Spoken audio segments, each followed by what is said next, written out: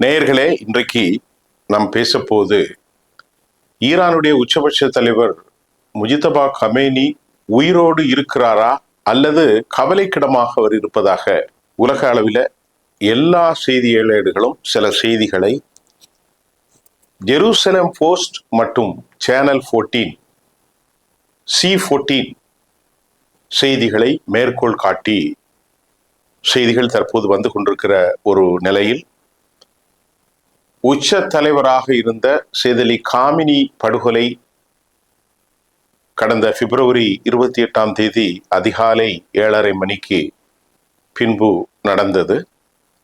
அந்த தாக்குதலில் 38 பேர் சம்பவ இடத்தில் படுகொலை செய்யப்பட்டார்கள். அந்த தாக்குதலை தொடர்ந்து பக்கத்தில் இருக்கும் மொனாப் மற்றும் பள்ளியிலே 168 பச்சிளம் குழந்தைகளையும் அமெரிக்க டொமஹாக் விமானங்கள், டொமஹாக் ஏவுகணைகள் படுகொலை செய்த வரலாற்றுக்கு பின்பு இன்றைக்கு ஆகஸ்ட் 8 வரைக்கும் போர் இங்கே ஓய்ந்ததற்கான எந்த ஒரு அறிகுறியும் தெரியவில்லை. இந்த நிலையில்தான் முஜிதபா கமேனி படுகொலை செய்யப்பட்டிருக்கிறார் என்றால் தற்போது அவர் இந்த காயம் அடைந்த நிலையில், ஆகவே இது கூட படுகொலைக்குத்தான் சமம். ஏனென்றால் அதிலிருந்து தப்பி அதனுடைய ஒரு வடிவமாகத்தான் அவர் மரணிப்பதற்கான நிலையில் இருக்கிறாரோ, கவலைக்கிடமாக இருக்கிறாரோ, முகம் சிவந்த நிலையில், அதாவது சிதைந்து போன நிலையிலே அவருடைய ஒரு பாகங்கள், கைகளெல்லாம் அமெரிக்காவினுடைய தாக்குதலுக்கு ஆள்பட்டு படுக்கையில் இருக்கிறாரா என்கின்றதை யூத பத்திரிகைகளான சேனல் 14 மற்றும் ஜெருசலேம் போஸ்ட் அந்த செய்தியை மேற்கோள் காட்டுகிற அதே நேரத்தில் அமெரிக்காவினுடைய நியூயார்க் டைம்ஸ் அந்த செய்தியை வெளியிட்டிருக்கிறது.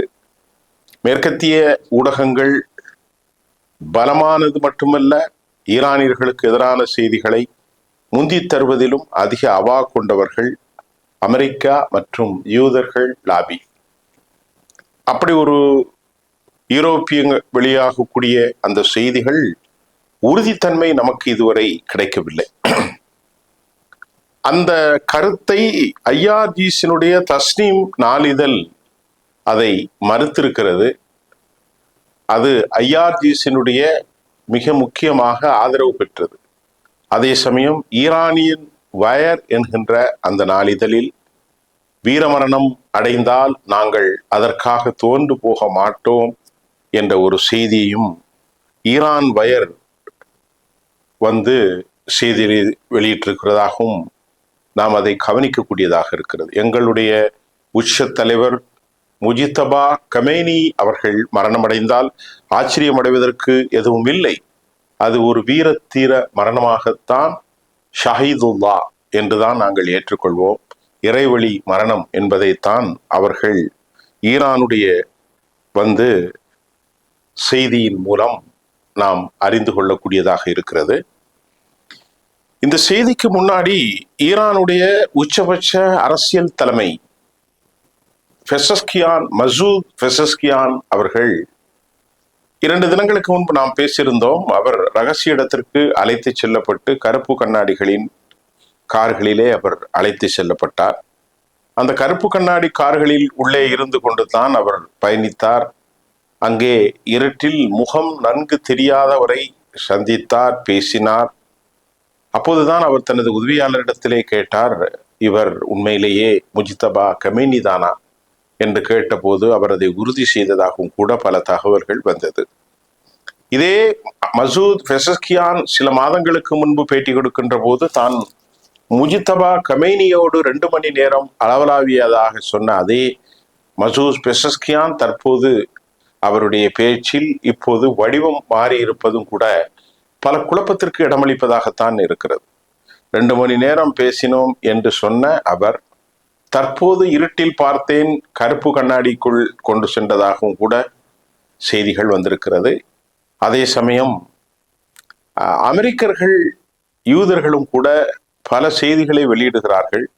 அது எல்லாம் நாம் புரட்டு என்று சொல்லிவிட முடியாது. காரணம், அவர்கள் சொன்ன அடிப்படையிலே அனைத்து கொலைகளும் அமெரிக்காவிலே அமெரிக்கர்கள் மற்றும் யூதர்களின் நடத்தப்பட்ட ஈரானிய படுகொலைகள் தொடர்ந்து அது அவர்களால் வெற்றிகரமாக நடத்தப்பட்டு கொண்டுதான் இருக்கிறது.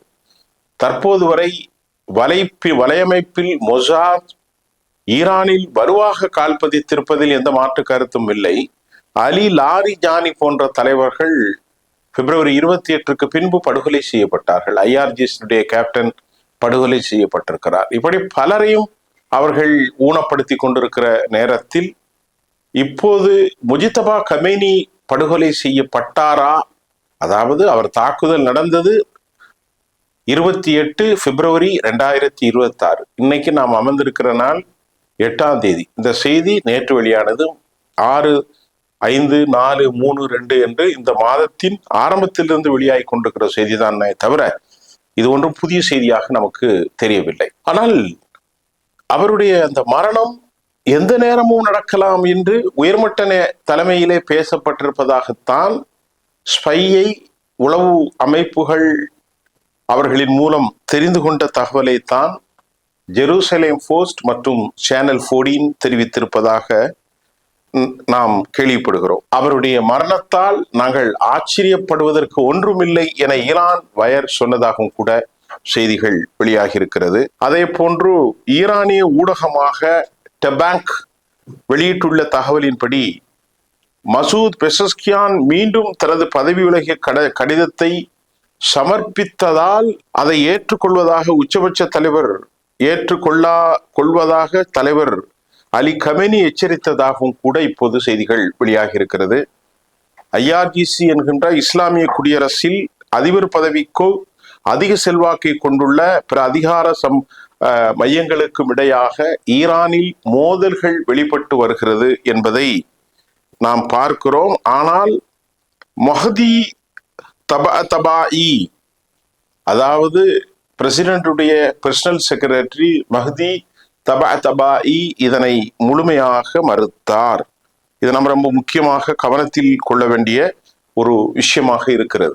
இப்போது எல்லா ஊடகங்களும் சொல்கிறது 6 மாதங்களாக ஒரு நாட்டின் தலைவர் ஏன் தோன்றவில்லை, 6 மாதங்களாக ஒரு நாட்டின் தலைவர் ஏன் பேசவில்லை, 6 மாதங்களாக அவருடைய வீடியோ கிளிப்போ அவருடைய ஆடியோ பதிவுகள் எதுவுமே வரவில்லை என்று கேட்ட போதுதான் அமெரிக்கர்களுடைய இந்த வீடியோ பதிவுகளை துல்லியமாக படமெடுக்கக்கூடிய பல சக்திகள் இதை கண்டுபிடித்து விடுவார்கள் என்பதால் artificial intelligence help archaeologist uncover hidden sites, ஆகவே அவர்கள் மறைபொருளாக இருக்கும் சில பகுதிகளை கண்டுபிடித்து விடக்கூடாது என்பதால் ஏற்பட்ட ஒரு பெரும் கவனமே இதற்கு காரணமாக அமைந்திருக்கலாம் என்றுதான் அவருடைய வாய்ஸ் மோல்டின் இந்த அக்னோஸ்டிக்ஸ் என்று சொல்லக்கூடிய அந்த கண்டுபிடிப்பின் மூலம் அவருடைய பேச்சு, அவருடைய மூச்சு, டெசிபல், பின்னாலே கேட்கக்கூடிய நுண்ணிய மைல்டு வாய்ஸை கூட அவர்கள் எடுத்து விடுவார்கள் என்று சொல்லப்படுகிறது.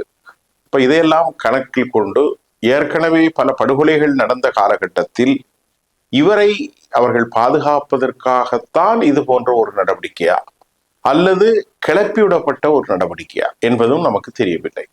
இப்படி பல விவகாரங்கள் முஜித்தபா கமேனியுடைய உடல்நிலை குறித்து, கவலைக்கிடம் குறித்து வதந்திகள் தொடர்கிறது என்பதை நாம் மறுக்கக்கூடியதாக இல்லை. ஈரானில் மெஹ்தபா தபாதாபியினுடைய ஸ்டேட்மெண்ட் படி பிரசிடென்ட் மசூத் பெசஸ்கியான் தனது பணிகளை தொடர்வார் என்று தகவல்கள் வந்திருக்கிறது. அவருடைய பணிகள் தொடரப்படும் என்றும் தகவல்கள் வருகிறது. அதை அவர் உறுதி செய்திருக்கிறார். ஆனால் உண்மையில் ஈரானில் ஒரு நிச்சயமற்ற அரசியல் களம் காணப்படுகிறதா என்றால் 100 விழுக்காட்டுக்கு மேல் ஒரு அன்சர்டினிட்டிஸ் பொலிட்டிக்கல் கிரவுண்ட்ஸ் கோயிங் ஆன், ஒரு நிலையற்ற அரசியல் களம் அங்கே சென்று கொண்டிருக்கிறது. யாராலும் அதை தடுத்து நிறுத்த முடியாததற்கான காரணம் நாட்டின் உச்ச தலைமையை படுகொலை செய்து ஸ்திரத்தன்மையற்ற ஒரு அரசாங்கத்தை உருவாக்கி மக்களுக்குள் ஒரு பெரும் கன்ஃபபுலேஷன், பெரிய தாக்கத்தை, குழப்பத்தை ஏற்படுத்தி பதட்டத்தை உருவாக்கி ஒரு பேனிக் அப்ரிஹென்ஷன்ஸ், ஒரு கலக்கம், ஒரு ஆன்சைட்டி எல்லாம் ஆக்கிவிட்டு அதற்கு மேல் உள்நாட்டில் குழப்பவாதிகளாக இருக்கும் குர்திஷ் படைகளை தூண்டிவிட்டு நாட்டில் ரெஜிம் சேஞ்சை செய்வதற்கு அமெரிக்கர்களும் இஸ்ரேலியர்களும் முயல்கிறார்கள். அந்த முயற்சியில் அவர்கள் இதுவரை வெற்றி பெறவில்லை. ஆகவே ஆயுத போராட்டம் மௌனித்து போன காலகட்டத்தில் அமெரிக்கா சுயாதீனமாக தனது போரை நிறுத்தி ஆயுதங்களை கீழே வைத்தார்கள். அமெரிக்கா இந்த ஆயுதங்களை மௌனிக்க செய்வது இது தற்செயல் அல்ல, இது நம்பிக்கைக்குரிய விவகாரம் அல்ல.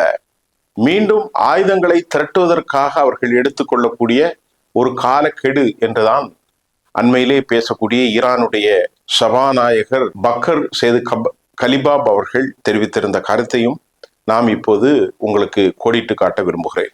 ஈரானிய நாளிதழான அல் மஷ்ஹரி என்ன சொல்லியிருக்கிறது என்றால், அல் மஷ்ஹரி சொல்கிறது, ஈரானுடைய உச்சத்தலைவருடைய ஆடியோ, ஈரானுடைய உச்சத்தலைவருடைய வீடியோ வெளியிடப்பட்டால் அது பாதுகாப்பு காரணங்களுக்கு பல சிக்கல்களை ஏற்படுத்தும்.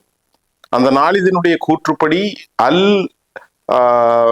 அந்த நாளிதழான அல் மஹ்ஷரி தனது கருத்தில் அவருடைய கைகள் பிளாஸ்டிக் அறுவை சிகிச்சைகள் தேவைப்பட்டதாகவும் ஒரு காலுக்கான செயற்கை உறுப்பாக அவர் காத்திருப்பதாகவும் தகவல்கள் வருகிறது.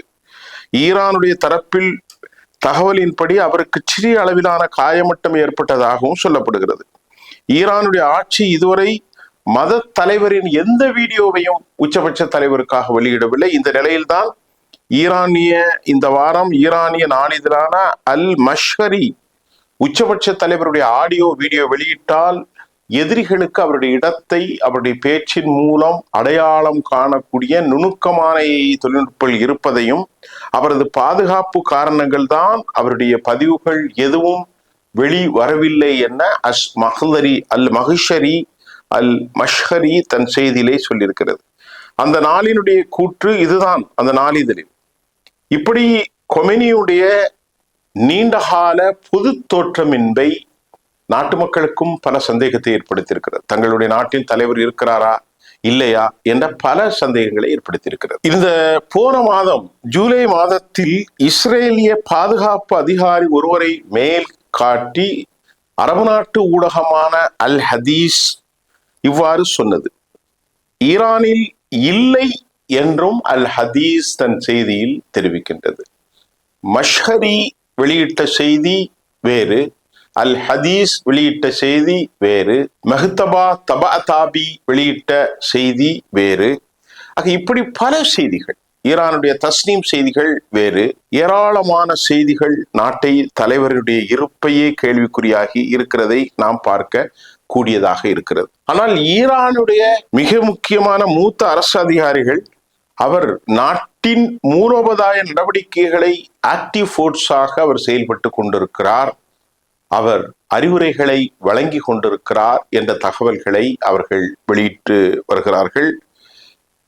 பொதுவாக பொது நிகழ்ச்சிகளை முற்றிலும் காணப்படாமல், கருத்துக்களும் வெளியிடாமல் ஒரு நாட்டினுடைய உச்ச தலைமை மௌனியாக இருப்பது பல்வேறு கேள்விகளுக்கு வழிவகுக்கின்றது.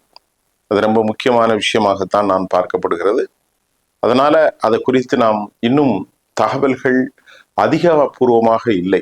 ஈரானுடைய நாளிதழ்கள், அமெரிக்க நாளிதழ்கள், இஸ்ரேலுடைய நாளிதழ்கள், அரபு நாட்டு நாளிதழ்கள் எல்லாவற்றையும் நான் உங்களுக்கு சொல்லி இருக்கிறேன். இப்போது அவர் மரணம் அடைந்தால் அல்லது கவலைக்கிடமாக இருக்கிறார், எலும்பு முறிந்திருக்கிறது, முகம் சிதைந்திருக்கிறது, பல்வேறு சந்தேகங்கள். இதற்கான கேள்விக்கு பதில் அவர் தோன்றிய போதுதான் தெரியும். ஆனால் ஒரு கால் அவருக்கு மரணம் நிகழ்ந்தால் அடுத்த தலைமையை சரி செய்து விடுவார்கள். அதுதான் ஐஆர்ஜிசியினுடைய இலக்கு. ஆகவே இப்போது இஸ்ரேல் வெளியிட்டிருப்பது குழப்பமா உண்மையா என்பது காலப்போக்கில் தெரியும். அது சில நாட்களில் வெளியாகும். அதற்குள் ரொம்ப காலம் அவர்களால் மறைக்க முடியாது. பொறுத்திருந்து பார்ப்போம். மீண்டும் அடுத்த செய்தியில் சந்திக்கின்றேன். நன்றி.